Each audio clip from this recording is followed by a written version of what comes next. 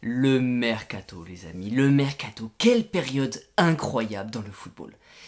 La période la plus stressante pour un club, cette période justement qui va permettre à un club de s'améliorer ou tout simplement de perdre des joueurs incroyables. Cette période, on arrive en plein dedans, il reste encore quelques jours et justement il se passe énormément de choses, ça bouge carrément de partout, c'est en train de chauffer, mais aucune officialisation, aucune signature pour le moment, mis à part celle de Kylian Mbappé.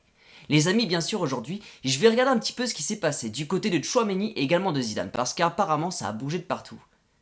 Et justement, j'entends beaucoup qui me disent ça y est, Zidane ne viendra pas, et surtout Tchouaméni part directement au Real Madrid. Les amis, bien sûr, on va faire un point dessus, mais juste avant, bien sûr, on va faire un point sur les deux clubs qui malheureusement ne feront plus partie de la Ligue 1 l'année prochaine. Les amis, on en parle tout de suite, bien évidemment juste après l'introduction. Je souhaite un excellent visionnage. A tout de suite.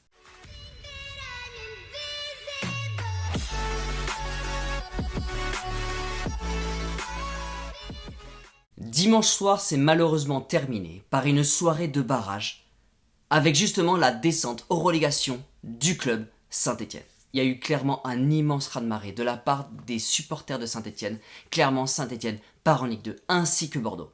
Et franchement, je vais vous le dire honnêtement, ça fait extrêmement bizarre de savoir que l'année prochaine, les Girondins de Bordeaux et Saint-Étienne ne seront plus du tout en Ligue 1. Alors bien sûr, d'un certain côté, bravo à Auxerre qui remonte en Ligue 1. Mais d'un autre côté, on perd clairement deux grands clubs de Ligue 1. Ça fait bizarre parce que justement ces deux clubs-là ont l'habitude, alors je dirais pas d'être dans les trois premiers, mais ces clubs-là ont quand même l'habitude d'être plus ou moins dans le top 10 dans le classement. Ces deux clubs-là vont tout simplement partir en Ligue 2. Alors bien sûr, de notre côté, même si on est supporter du PSG, on leur envoie un maximum de force. Car je peux vous assurer que de leur côté, que ce soit les supporters de Saint-Étienne ou les supporters des Girondins de Bordeaux, doivent être dans le plus grand mal. Car de voir son club qui part en Ligue 2, ça n'est absolument pas simple.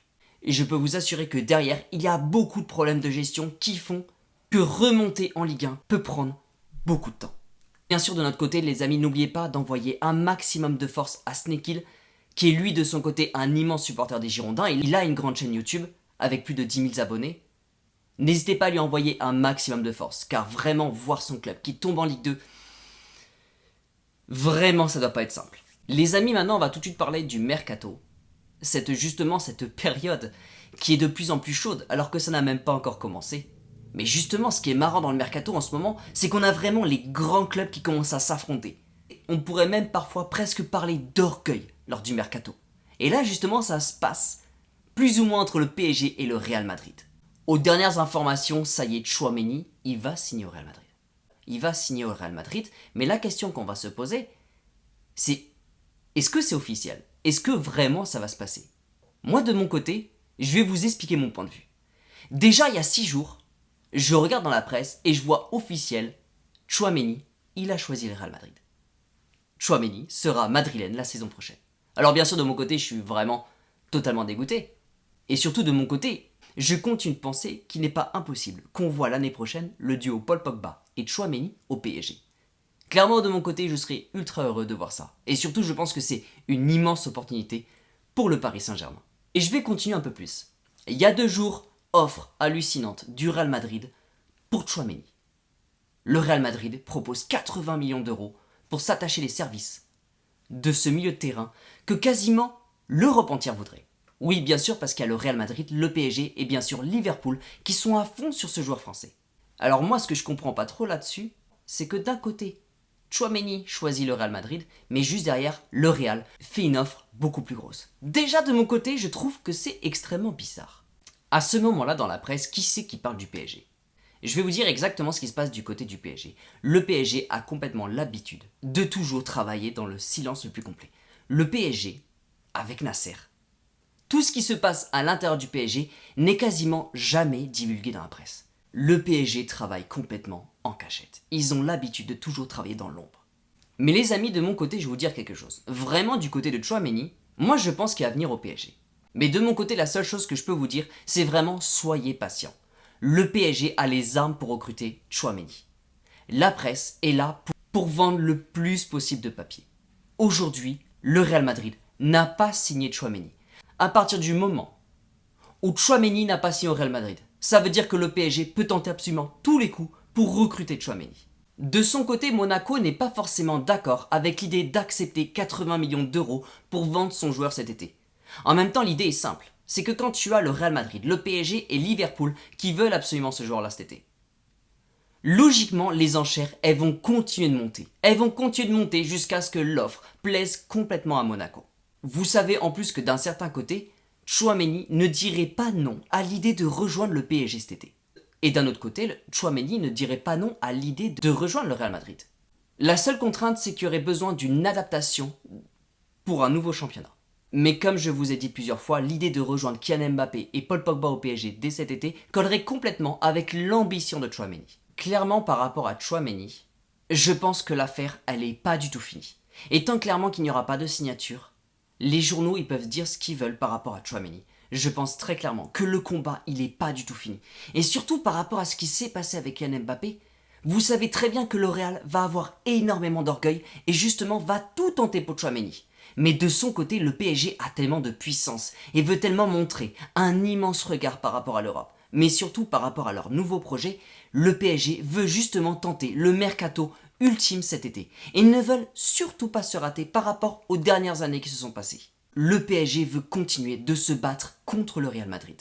Le PSG sera tout le temps capable de sortir une meilleure offre que le Real. De ce côté, le PSG a complètement l'avantage. Beaucoup de choses vont se passer du côté de la négociation. Les médias parlent beaucoup du Real et de Monaco.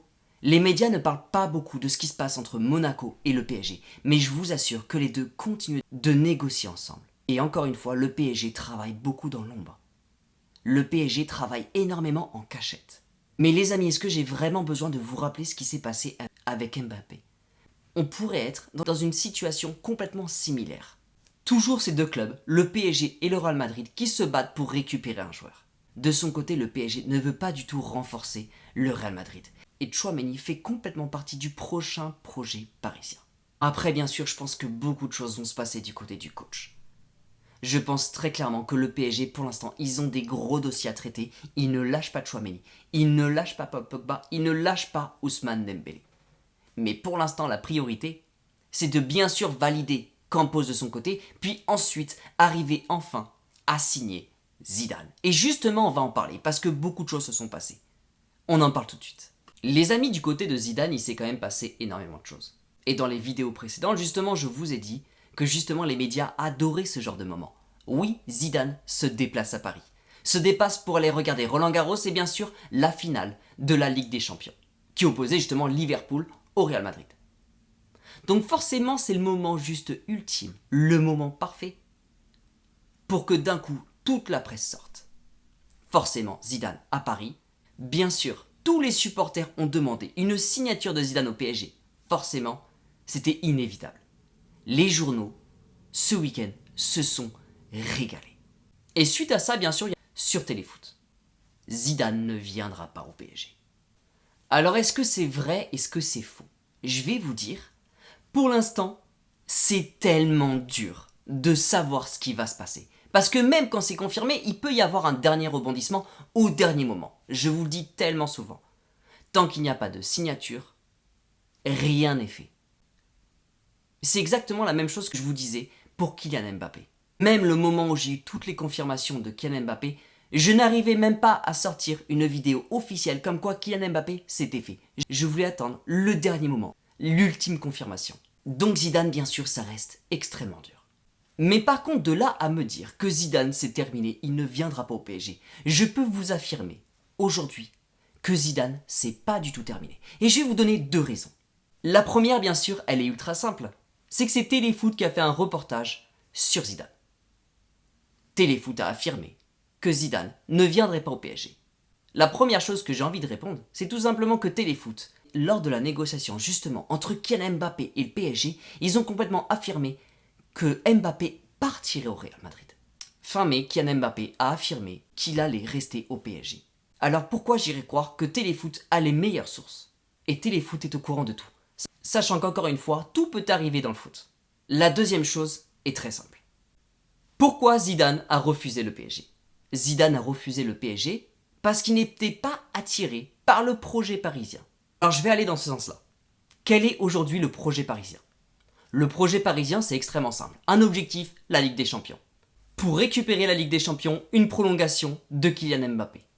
Une signature d'un nouveau directeur sportif. Une signature d'un coach qui puisse totalement diriger tous les égos. Et enfin, un mercato ultime, beaucoup moins porté justement sur le marketing, beaucoup plus porté sur un esprit d'équipe. Avec un budget presque illimité, de quoi acheter tous les joueurs qu'on veut. Un renouveau. Un nouveau PSG. Sous le lead bien sûr de Kylian Mbappé. Kylian Mbappé, seulement 23 ans, meilleur buteur et meilleur passeur la saison dernière. Un tout nouveau projet qui puisse permettre au PSG de remporter la Ligue des Champions. Donc ce qu'ils veulent faire, c'est justement récupérer tous les problèmes du PSG, c'est-à-dire bien sûr au niveau de l'extra-sportif, au niveau du marketing, au niveau justement de l'esprit sportif, avec des joueurs trop payés qui ne courent pas sur le terrain.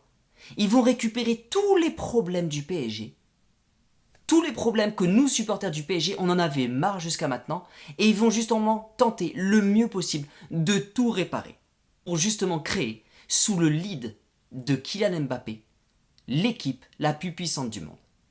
Ils veulent aujourd'hui créer la plus belle équipe du monde, et tout ça pas sur 1 an, pas sur 2 ans, mais le plus longtemps possible.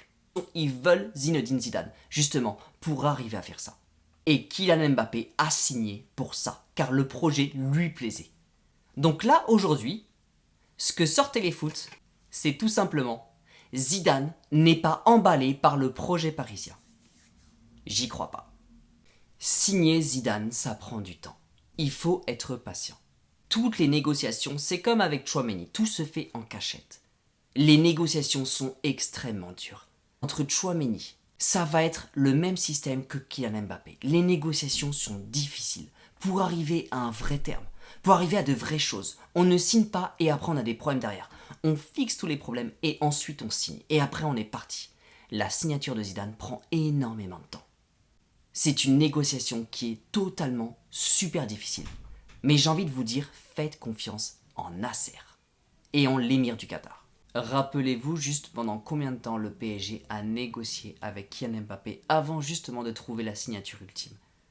La signature de Zidane peut prendre énormément de temps, mais moi, de mon côté, je ne crois pas une seule seconde que Zidane, c'est un nom définitif. Les amis, tout ça, ça va prendre du temps, mais le PSG aujourd'hui est vraiment sur un projet de dingue. Ils ont des immenses projets en tête, je peux vous l'assurer. Et ils ne vont pas s'arrêter comme ça. Tant que Zidane ne dira pas oui, ils vont continuer, ils vont négocier. C'est leur objectif ultime. Ils ne vont pas s'arrêter comme ça. Tout ça, ça prend du temps. Patientez. Et ne vous arrêtez pas à un simple média qui vous annonce d'un coup que tout est terminé. Tout n'est pas terminé. Les amis, j'espère vraiment que j'ai pu vous rassurer le mieux possible. N'hésitez pas bien sûr à me donner encore une fois votre avis dans la barre des commentaires pour qu'on puisse bien sûr en débattre ensemble. Les amis, merci beaucoup d'avoir regardé cette vidéo jusqu'au bout. Merci encore une fois d'être de plus en plus nombreux. N'oubliez pas bien sûr votre plus beau pouce vers le haut. Objectif 150, ce serait juste magnifique. Je vous souhaite une excellente journée. N'oubliez pas, prenez soin de vous et surtout n'oubliez pas que ici c'est